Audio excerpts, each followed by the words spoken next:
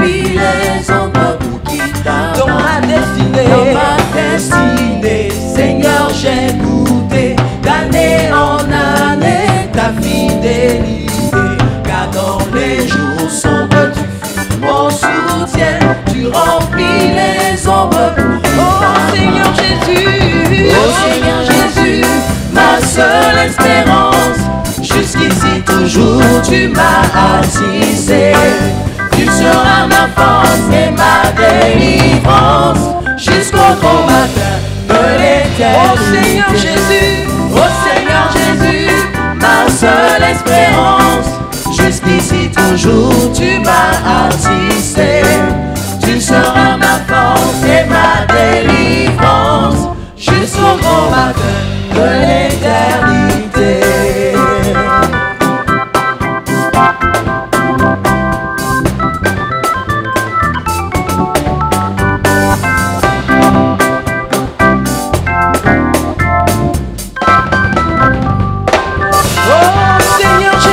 Oh Seigneur Jésus, ma seule espérance.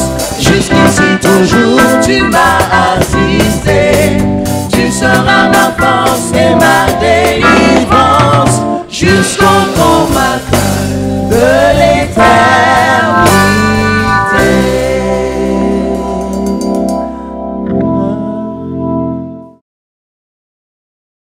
Frères et sœurs, vous tous, sainte convocation du Seigneur, nous vous saluons et nous vous accordons toutes les bénédictions du Seigneur au nom de Jésus-Christ. Amen. Frères et sœurs, nous sommes ce matin devant le Seigneur. C'est une grâce. C'est pour cela, Seigneur, nous voulons pousser vers toi le cri de joie, nous tous habitants de la terre. Servons l'Éternel avec joie. Venons avec allégresse à sa présence, sachant que l'Éternel est Dieu. C'est lui qui nous a fait. Nous sommes son peuple et le troupeau de son pâturage. Entrons dans ses portes des louanges, dans ses pavillons des cantiques. Célébrons-le, bénissons son nom, car l'Éternel est bon. L'Éternel est bon. Sa bonté dure à toujours et sa fidélité de génération en génération. Amen. Nous prions le Seigneur. Nous disons, bon Père, nous disons merci parce que tu as guidé nos pas jusqu'ici ce matin. Merci Seigneur de nous avoir conduits. Permets Seigneur que nous puissions être devant toi. Merci pour ce que tu nous donneras comme occasion de rencontre avec toi. Merci pour cette sainte convocation. Permets que nous puissions sortir d'ici, rassasier Seigneur de ta parole, au nom de Jésus-Christ. Amen. Durant toutes ces semaines, frères et sœurs, nous n'avons pas été juste devant le Seigneur. Nous allons donc, Seigneur, chercher à te faire plaisir en te présentant d'abord nos fautes. Parce que nous savons, Seigneur, que chaque fois que tu nous regardes, nous donne l'impression des gens qui sont indisciplinés, des gens qui sont pleins de péchés. Alors, Seigneur, aie pitié de nous, accepte notre prière. Nous prions le Seigneur. Nom de notre bon Père, nous voici devant ta face. Tu sais comment nous avons comportés, Seigneur, durant cette période. Nous voulons te supplier, Seigneur, pour que tu effaces nos fautes. Et que surtout, Seigneur, tu nous transformes. Et que tu fasses, Seigneur, que nous puissions nous retrouver devant toi. Une autre fois, avec beaucoup plus de fierté. Parce que nous savons, Seigneur, que nous avons fait ce qui est droit à tes yeux. Reste avec nous, Seigneur, et fortifie-nous au nom de Jésus-Christ. Amen.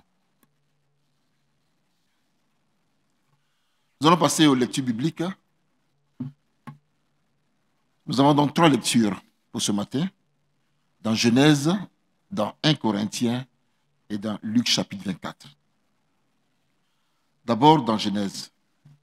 Genèse, donc c'est l'Ancien Testament. Au chapitre 24, du verset 10 au verset 22.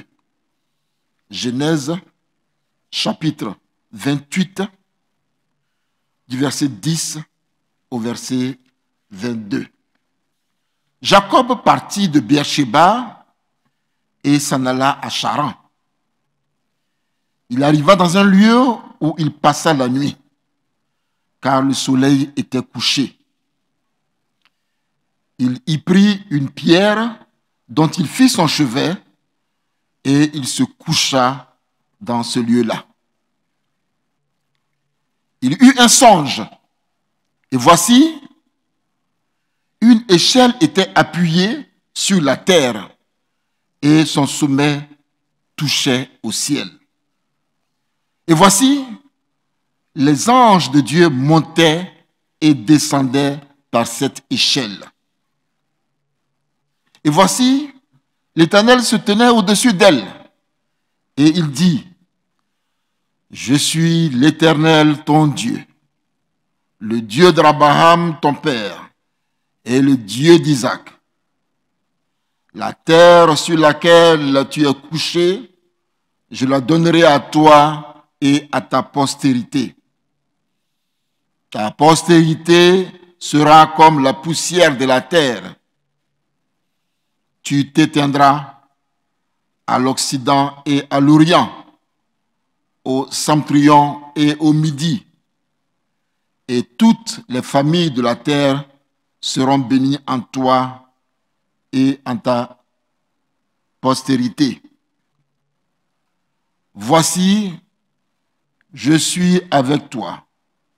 Je te garderai partout où tu iras et je te ramènerai dans ce pays, car je ne t'abandonnerai point que je n'ai exécuté ce que je te dis. » Jacob s'éveilla de son sommeil et il dit, « Certainement, l'Éternel est en ce lieu et moi, je ne le savais pas. » Il eut peur et dit, « Que ce lieu est redoutable. C'est ici la maison de Dieu. C'est ici la porte des cieux. » Et Jacob se leva de bon matin. Il prit la pierre dont il avait fait son chevet et la dressa pour monument. Et il versa de l'huile sur son sommet. Il donna à ce lieu le nom de Béthel, mais la ville s'appelait auparavant Luz. Jacob fit un vœu en disant, « Si Dieu est avec moi et me garde pendant ce voyage que je fais, s'il me donne du pain à manger et des habits pour me vêtir, et si je retourne en paix à la maison de mon père, alors l'Éternel sera mon Dieu. Cette pierre que j'ai dressée pour monument sera la maison de Dieu. Et je te donnerai la dîme de tout ce que tu me donneras. Amen. » C'était donc notre premier texte. Le second texte, nous le trouvons dans le Nouveau Testament, 1 Corinthiens, chapitre 15. Nouveau Testament, donc 1 Corinthiens, chapitre 15. Nous lirons du verset 1 au verset 11. 1 Corinthiens, chapitre 15, du verset 1 au verset 11. Je vous rappelle, frères, l'évangile que je vous ai annoncé, que vous avez reçu, dans lequel vous avez persévéré et par lequel vous êtes sauvés, si vous le retenez tel que je vous l'ai annoncé. Autrement, vous auriez cru en vain. Je vous ai enseigné avant tout, comme je l'ai aussi reçu, que Christ est mort pour nos péchés selon les Écritures, qu'il a été enseveli et qu'il est ressuscité le troisième jour selon les Écritures, et qu'il est apparu à Képhas, puis aux 12. Ensuite, il a apparu à plus de 500 frères à la fois, dont la plupart sont encore vivants et dont quelques-uns sont morts. Ensuite, il a apparu à Jacques, puis à tous les apôtres. Après eux tous, il m'est aussi apparu à moi, comme à l'avorton, car je suis le moindre des apôtres. Je ne suis pas digne d'être appelé apôtre, parce que j'ai persécuté l'Église de Dieu. Par la grâce de Dieu, je suis ce que je suis. Et sa grâce envers moi n'a pas été vaine. Loin de là. J'ai travaillé plus que tous. Non pas moi toutefois, mais la grâce de Dieu qui est avec moi. Ainsi donc, que ce soit moi, que ce soit eux, Voilà ce que nous prêchons. Et c'est ce que vous avez cru. Amen.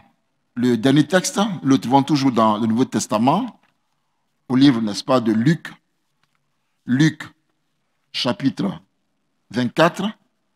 Nous lirons du verset 13 à 21, puis du verset 28 à 35. Nous lisons la parole de Dieu. Et voici, ce même jour, 2 disciples allaient à un village nommé Emmaüs, éloigné de Jérusalem de 60 stades. Et ils s'entretenaient de tout ce qui s'était passé. Pendant qu'ils parlaient et discutaient, Jésus s'approcha et fit route avec eux. Mais leurs yeux étaient empêchés de le reconnaître. Il leur dit, « De quoi vous entretenez-vous en marchant pour que vous soyez tout tristes ?» L'un d'eux, nommé Cléopas, lui répondit, « Es-tu le seul qui, séjournant à Jérusalem, ne sache pas ce qui est arrivé ces jours-ci? » « Quoi ?» leur dit-il. Et ils lui répondirent, « Ce qui est arrivé au sujet de Jésus de Nazareth, qui était un prophète puissant en œuvre et en parole, devant Dieu et devant tout le peuple. Et comment les principaux sacrificateurs et nos magistrats l'ont livré pour le faire condamner à mort et l'ont crucifié.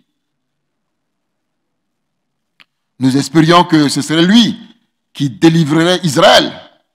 Mais avec tout cela, voici le 3e jour que ces choses se sont passées. Verset 28. Lorsqu'ils furent près du village où ils allaient, il parut vouloir aller plus loin. Mais ils le pressèrent en disant, « Reste avec nous, car le soir approche, le jour est sur son déclin. » Et il entra pour rester avec eux. Pendant qu'il était à table avec eux, il prit le pain et après avoir rendu grâce, il le rompit et leur donna. Alors leurs yeux s'ouvrirent et ils le reconnurent, mais il disparut de devant eux. Et ils se dirent l'un à l'autre, « Notre cœur ne brûlait-il pas au-dedans de nous lorsque nous parlait en chemin et nous expliquait les Écritures ?» Se levant à l'heure même, ils retournèrent à Jérusalem et y trouvèrent les 11 et ceux qui étaient avec eux assemblés et disant, « Le Seigneur est ressuscité réellement, il est apparu à Simon. » Et ils racontèrent ce qui leur était arrivé en chemin et comment il avait reconnu au moment où il rompit le pain. Amen. Nous avons donc fini de faire la lecture biblique. Pour poursuivre, nous allons répondre avec le Cantique Gloire à Dieu numéro 120. Cantique Gloire à Dieu numéro 120.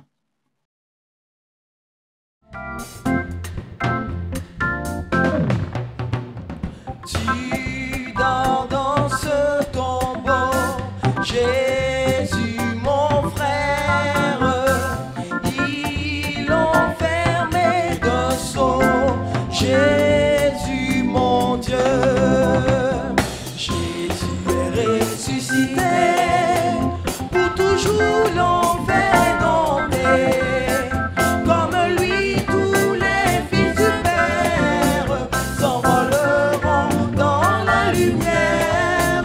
Gloire à Dieu,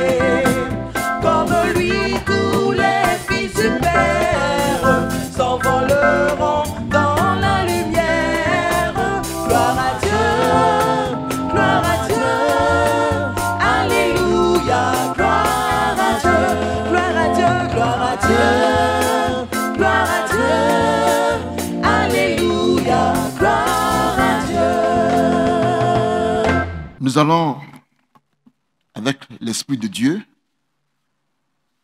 passer maintenant à la prédication. Mais avant cela, nous allons prier. Seigneur de notre bon Père, tu nous as donné l'occasion de pouvoir lire ta parole, mais sans ton esprit, Seigneur, nous sommes incapables de pouvoir faire les commentaires qu'il faut. Nous te supplions, Seigneur, de nous aider, de nous fortifier, afin que nous ne disions que ce qui vient de toi, au nom de Jésus-Christ. Amen. Chers frères, chères sœurs en Christ, vous qui nous suivez ici en Côte d'Ivoire, en Afrique et ailleurs dans le monde, en ce premier dimanche après la Pâque, notre Église méthodiste unie nous convie à réfléchir sur le thème suivant: la compagnie du ressuscité. La compagnie du ressuscité. Ce moment de méditation, nous le ferons à travers les 3 textes qui nous ont été suggérés et que nous avons lus tout à l'heure. Ainsi, pour faciliter la compréhension de ces passages et visiter le contenu, d'abord, quel contexte et quel résumé? Ensuite, quelles explications? Et enfin, quelles leçons aujourd'hui pour nous, citoyens de 2020? Mais avant, rappelons que le dimanche 12 avril dernier, jour de la Pâque, nous avons eu l'honneur d'écouter notre premier responsable, son éminence Bishop Benjamin Boni, sur la chaîne nationale RTI 1. Son message sous forme de dialogue a porté sur le thème suivant: le vivant parmi les morts. Ce dimanche 19 avril 2020, une semaine après, le thème « La compagnie du ressuscité » fait penser que le ressuscité est en quête de compagnie. C'est un vivant parmi les morts qui veut de la compagnie parmi les vivants. Alors, quel contexte et quel résumé pour les 3 textes? Pour le premier texte, il s'agit de Jacob qui, ayant été menacé de mort par Isaïe son frère, après la bénédiction que lui a offert le père Isaac, est contraint, sur les conseils de sa mère Rebecca, de se rendre à Padan Aram, entre autres pour y trouver une femme. C'est en effectuant ce voyage qu'il est surpris par la nuit et doit faire escale à Luz en chemin. Et c'est durant ce repos qu'il fait le rêve que les commentateurs bibliques ont appelé le rêve de Jacob à Bethel. Dans ce rêve, Jacob voit une échelle appuyée sur la terre et dont le sommet touchait le ciel et sur laquelle les anges montaient et descendaient et où l'Éternel se tenant au-dessus de l'échelle parlait à Jacob. Ce qui est important à retenir dans ce rêve, c'est ce que dit l'Éternel à Jacob et le vœu que fait Jacob à l'Éternel. Dans le second texte, c'est l'apôtre Paul, anciennement Saul, ce dynamique homme plein de zèle qui persécutait l'Église de Jésus-Christ jusqu'à ce que, selon le livre des Actes au chapitre 9, il soit réquisitionné pour se mettre au service du Seigneur Jésus-Christ. Paul, après avoir écrit aux Romains, le fait aux Corinthiens. Dans le chapitre 14, il enseigne d'une part sur le don de prophétie et sur le don de langue, et d'autre part sur l'ordre dans les cultes. Mais dans le présent chapitre, il précise aux Corinthiens l'enseignement qu'il leur a donné sur la résurrection de Jésus-Christ et sa position par rapport aux autres disciples. Pour le troisième texte, l'évangéliste Luc nous raconte au début du chapitre 24 les péripéties liées à la résurrection de Jésus-Christ, telles que l'ont vécu les femmes Marie Magdala, Jeanne, Marie mère de Jacques, les 11 disciples et les autres. Puis, il poursuit avec cette histoire qu'ont vécu les disciples qui se rendaient à Emmaüs inquiets et avec un air interrogateur. Ces disciples voient un homme qui s'approche d'eux et qui s'entretient avec eux, d'abord en s'intéressant à leurs soucis, ensuite en les enseignant et enfin en se découvrant à eux. L'histoire palpitante que relate le médecin Luc est un dialogue riche en rebondissements dont l'heureux aboutissement est le témoignage des disciples. Frères et sœurs, maintenant qu'on a parcouru les 3 textes, quelle explication peut-on tirer d'eux? Dans le premier texte, tout le monde sait ce que nous relate la Genèse, les stratégies que Rebecca a mises sur pied pour que la bénédiction prévue pour Ésaü revienne à Jacob. Depuis ce moment, Ésaü nourrit une haine de grande dimension à l'égard de Jacob, son frère. Mais la mère, le sachant, prend des dispositions pour éviter le pire, peut-être la perte de ses 2 enfants. Rebecca est donc logique et continue sa protection envers son fils Jacob. Mieux, elle le fait avec la contribution de son époux Isaac. Bref, Jacob s'en sort pour le moment et prend la route. Dans le rêve qu'il fait en passant la nuit en chemin, Jacob voit les va-et-vient des anges. Sans vouloir prétendre que nous sommes spécialistes d'interprétation, il est aisé de dire que les anges sont vraiment au service de Dieu pour les hommes. Ils viennent en mission auprès des hommes et rendent compte à l'Éternel, comme l'a expliqué le très célèbre téléévangéliste Billy Graham dans son ouvrage « Les anges, agents secrets de Dieu ». Mais au-delà des missions des anges, l'Éternel s'engage auprès de Jacob en ces termes. « Je ne t'abandonnerai point que je n'ai exécuté ce que je te dis. » Je ne t'abandonnerai point que je n'ai exécuté ce que je te dis. L'Éternel est donc le premier à s'impliquer dans la relation, et bien que cela soit un rêve, Jacob en perçoit le sens et la portée. Aussi, à son tour, fait-il un vœu à l'Éternel.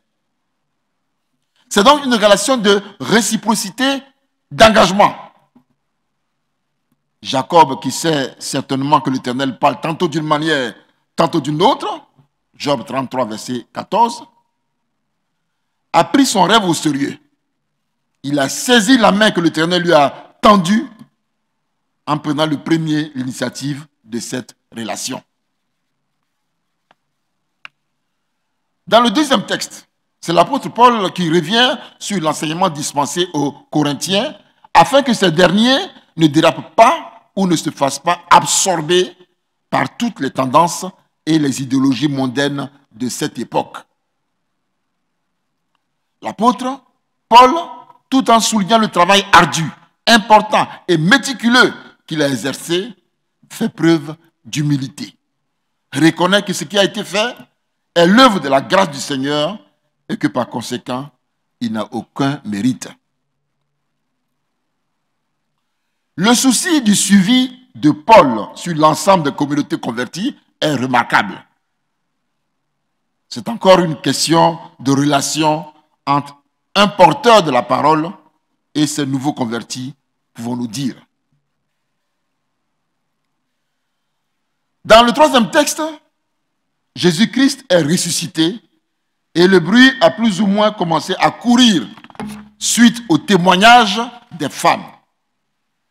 Mais comme dans cette culture de l'époque, la femme n'est presque jamais prise au sérieux en ce qui concerne sa parole, le doute persiste partout, au point que même quand l'espoir de la résurrection de Jésus-Christ se pointe à l'horizon, le scepticisme s'installe aussitôt.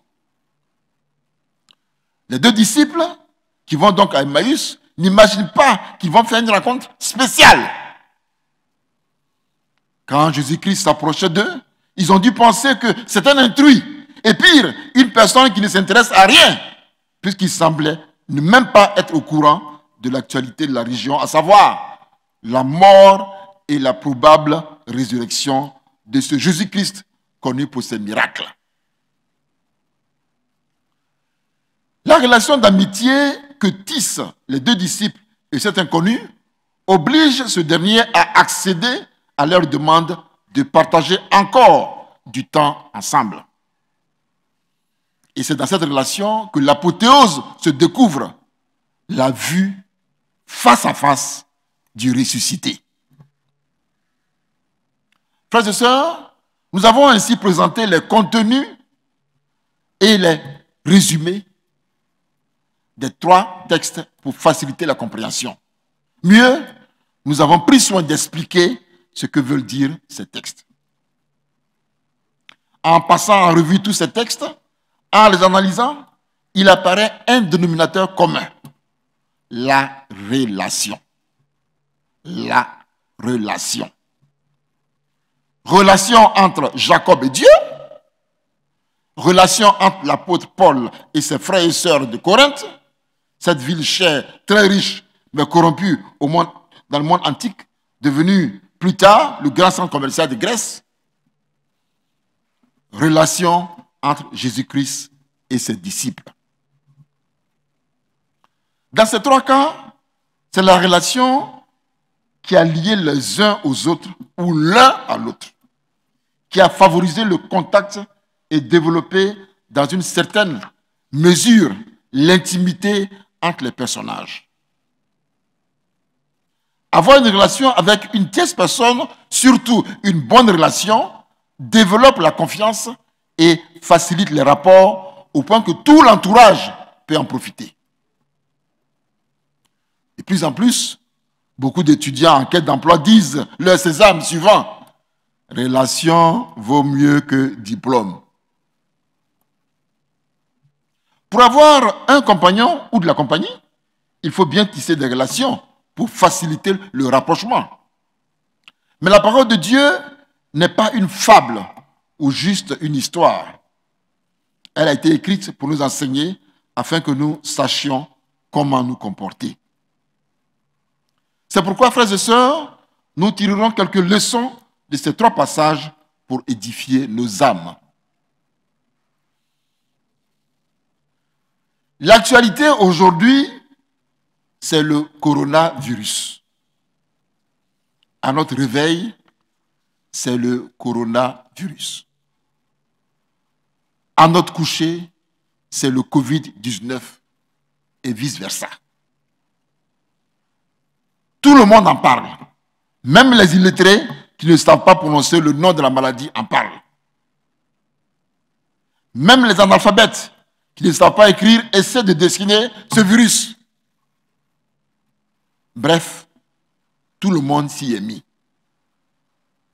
On ne peut donc pas prêcher comme si on était sur une île, loin des réalités. Il faut absolument revenir sur l'actualité.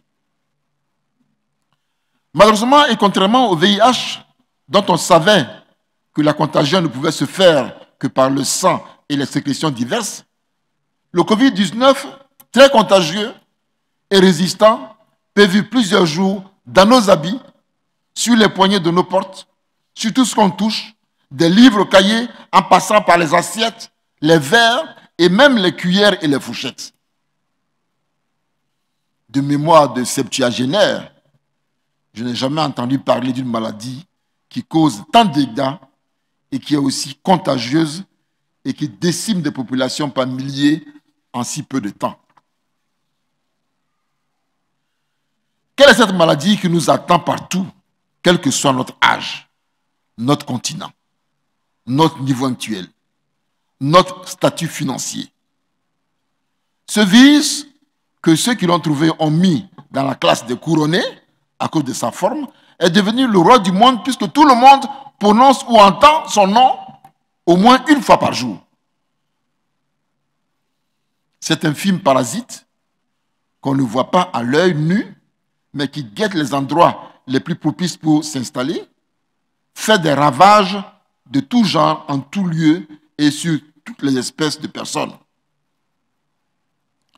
Ce virus a bousculé nos habitudes et bouleversé nos acquis. Tout le monde se méfie et les morts se comptent par milliers sur tous les continents. Les mots d'ordre pour l'éviter sont: restez chez vous, gardez la distance d'au moins 1 mètre, et qu'on a poussé maintenant d'ailleurs à 2 mètres. Ne vous saluez pas dans les mains, évitez les accolades et les bises. Alors que ces divers gestes sont les gestes de fraternité, voire d'amour. Le Covid-19 est-il venu pour créer la distance entre les personnes et détruire les relations sociales? Le Covid-19 est-il venu pour qu'on développe l'individualisme, puisque chacun doit rester chez lui confiné? Le Covid-19 est-il venu pour que nous n'ayons pas de compagnons ou pour que nous n'ayons plus de loisirs et de sorties nocturnes?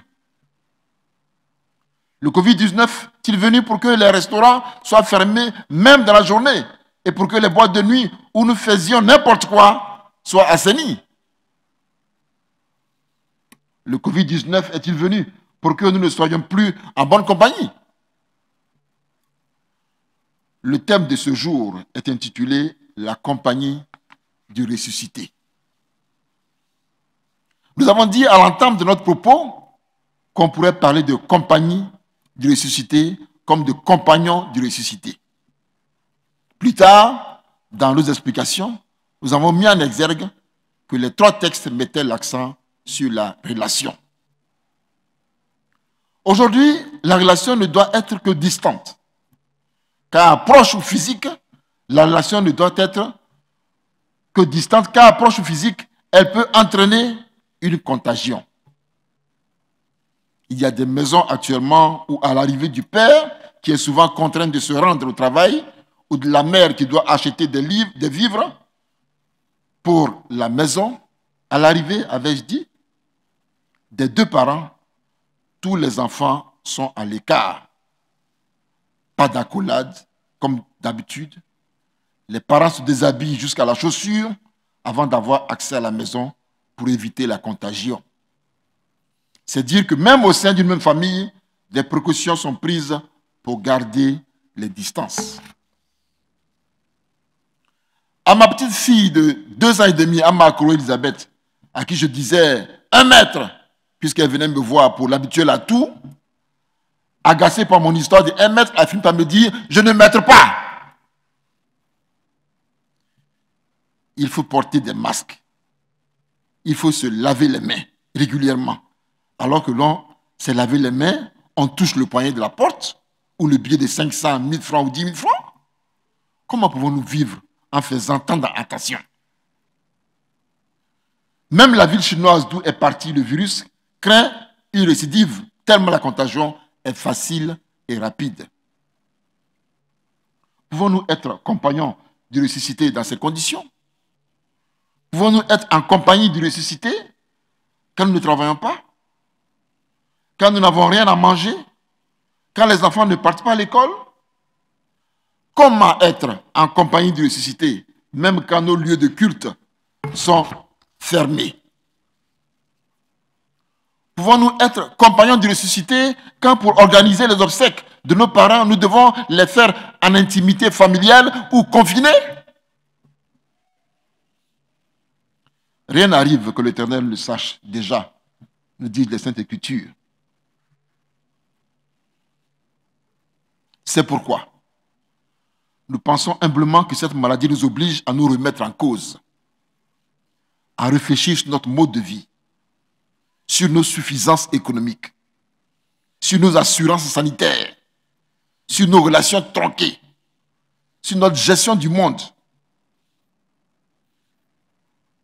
Aujourd'hui, beaucoup de personnes ont des relations contre nature.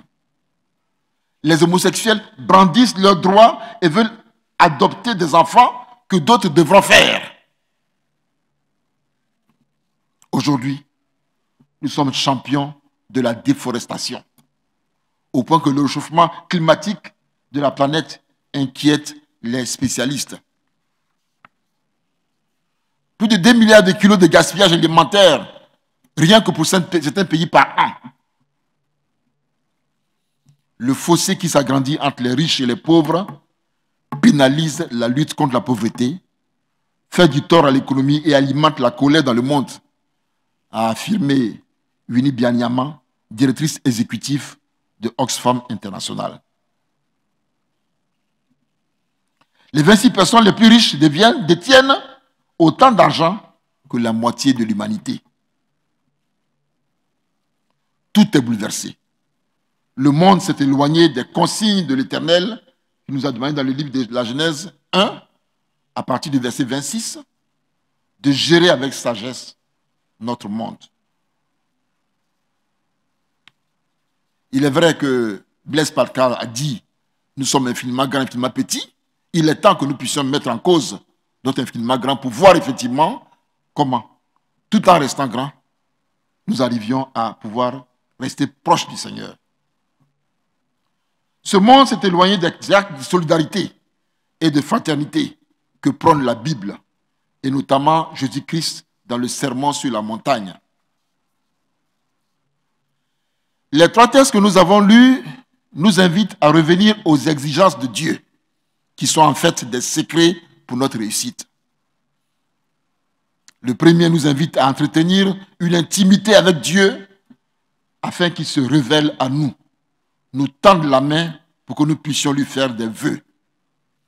Puisse cette période de confinement nous amener à une meilleure connaissance de la parole de Dieu afin de nous rendre disponibles à son école. Le deuxième texte nous invite à nous accrocher à la doctrine chrétienne authentique et à revenir régulièrement aux Saintes Écritures, à veiller à suivre les nouveaux convertis et à leur apporter notre soutien et enfin à rester humbles, quelles que soient nos capacités. Dans le troisième texte, Jésus veut de nous comme compagnons. Alors il nous indique ce qu'il faut faire. 1. S'approcher des autres comme il a fait sur le chemin d'Emmaüs. 2. Nous montrer disponibles car il a accepté de partager la compagnie des 2 disciples au lieu de trouver des prétextes pour ne jamais être disponible pour les autres, même pas souvent pour nos enfants. Cela me rappelle le film que j'ai vu récemment d'une dame qui disait à sa fille « Je t'aime, je t'aime, je t'aime ». Et la fille dit « Maman, tu m'aimes ?» Elle dit « Oui, je t'aime ». Et la fille qui demande à sa maman « Est-ce que tu connais le nom de ma maîtresse ?» La maman dit « Non ». « Est-ce que tu sais à quelle heure je vais en classe ?» La maman dit « Non ». « Est-ce que tu connais nos heures de goûter ?» La maman dit « Non ». « Est-ce que tu sais le nom de mes camarades ?» La maman dit « Non ». Alors la fille dit à sa mère « Quel drôle d'amour tu as pour moi ». Troisièmement, témoigner pour Jésus lorsque nous savons d'où nous venons ou ce que nous avons vécu. C'est une manière d'évangéliser et d'exécuter aussi son dernier souhait, celui d'apporter la bonne nouvelle à tous et baptiser les nouveaux membres. Que conclure, frères et sœurs? Nous retiendrons que cette période doit être un précieux moment de réflexion, de prière, d'engagement envers les plus démunis, d'évangélisation, de disponibilité pour nos proches. En respectant ces points, Jésus-Christ sera heureux de nous avoir comme compagnons et d'être à sa compagnie pour poursuivre l'œuvre salvatrice qu'il a commencée. Que le Seigneur nous aide à trouver des leçons dans tout ce qui nous arrive et qui nous éclaire afin que nous tirions avantage de toutes les situations qui se présentent à nous. Soyons rassurés que tout le reste du temps, la compagnie qui l'attend, c'est celle des personnes qui ne baissent pas les bras, mais qui limitent et vont jusqu'au bout pour découvrir la vérité.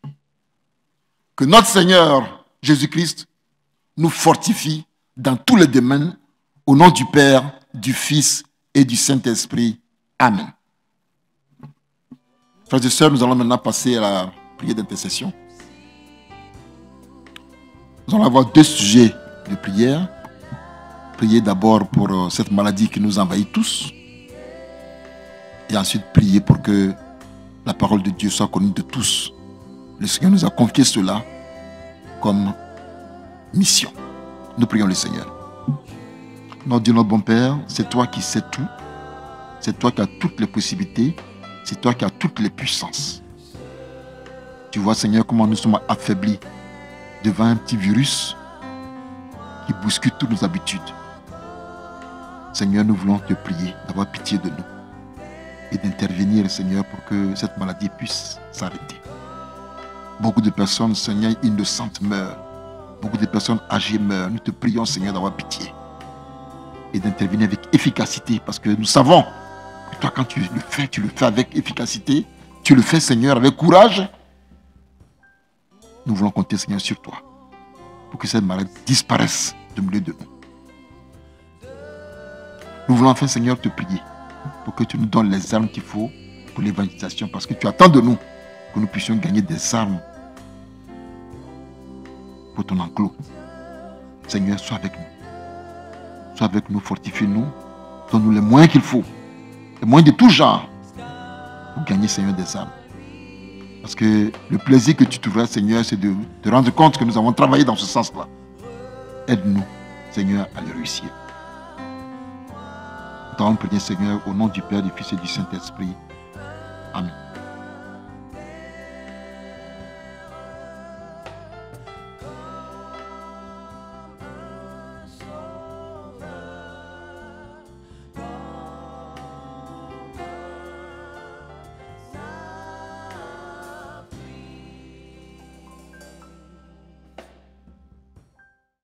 Frères et sœurs, nous allons maintenant passer à nos offrandes.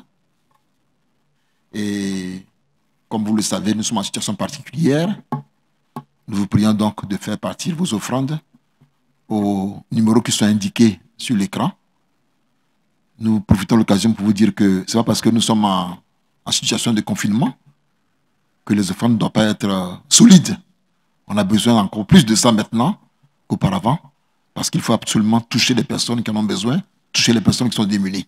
Donc nous comptons, Seigneur, sur les uns et les autres pour que vous apportiez votre signe de générosité. Alléluia. Notre Dieu est ressuscité.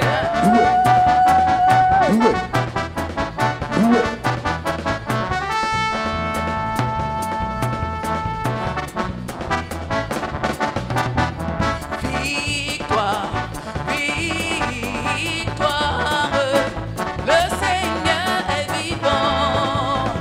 Il est ressuscité. Il est ressuscité. Vraiment, il est vivant. Oui, il est vivant. Il a vaincu la mort. La mort est engloutie. Elle n'a plus de pouvoir. Oh, victoire. Victoire. Il est ressuscité. Il est ressuscité. Il est ressuscité. Mon Dieu est ressuscité. Jésus est ressuscité. Vraiment, il est vivant. Il a vaincu la mort. La mort est engloutie. Elle n'a plus de pouvoir. Oh, victoire.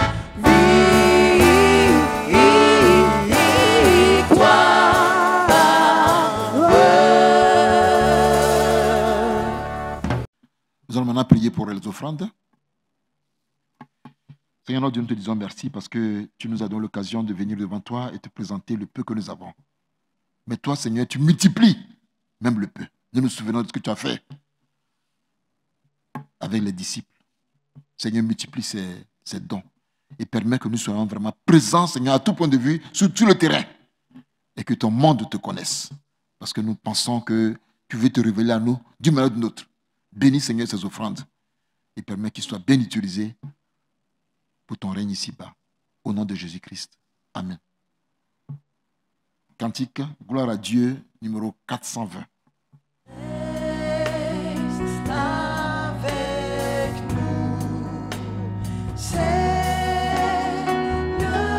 le jour décline, la nuit s'approche, nous menace.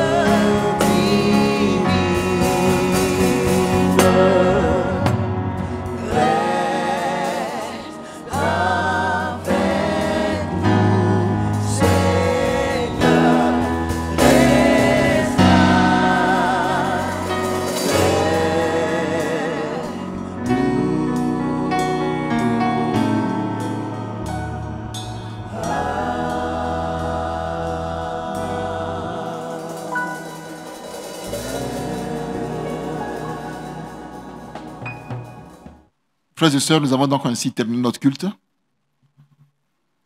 Nous souhaitons effectivement que vous soyez toujours présents chaque dimanche pour que le Seigneur puisse nous parler, que le Seigneur puisse nous apporter ce qu'il faut pour notre comportement de tous les jours. Maintenant, allons en paix et que la grâce de notre Seigneur Jésus-Christ, l'amour du Dieu Tout-Puissant et la communion bienfaisante de l'Esprit Saint habitent dans nos maisons, nous protègent de la maladie et que nous puissions, Seigneur, sortir parce que nous avons le sang du Christ sur nous.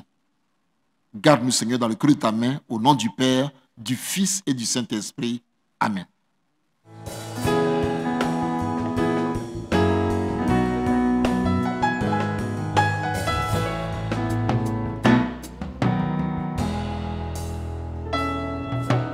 La paix soit avec vous.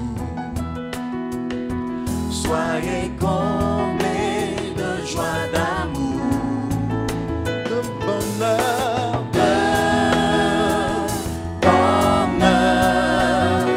et que Dieu vous bénisse. La paix soit avec vous. Soyez comblés de joie, d'amour,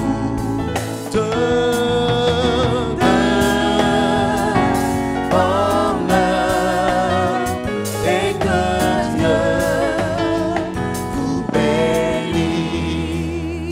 Et que Dieu vous bénisse. Et que Dieu vous bénisse. Et que Dieu vous bénisse. Et que Dieu vous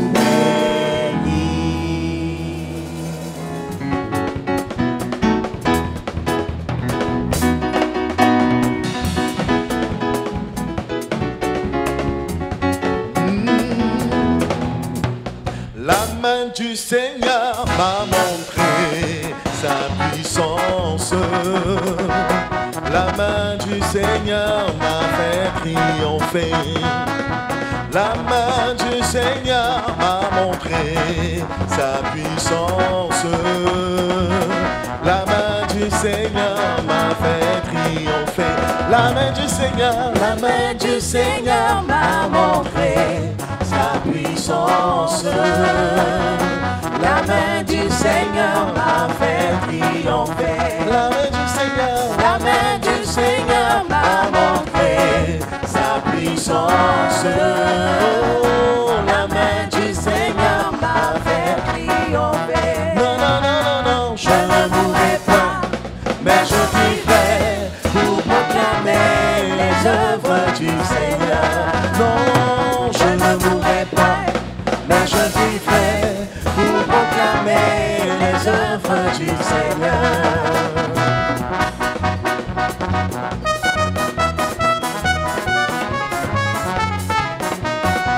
Alléluia, hey. La main du Seigneur m'a montré sa puissance et sa force. Désormais je ne mourrai point, je vivrai. La main du Seigneur m'a montré sa puissance. La main du Seigneur m'a fait triompher. La main du Seigneur m'a montré sa puissance. Oh, la main du Seigneur m'a fait triompher. Non, non, non, non, non, non, je ne mourrai point, mais je vivrai pour proclamer les œuvres du Seigneur. Non, non, non, je ne mourrai point, mais je vivrai pour proclamer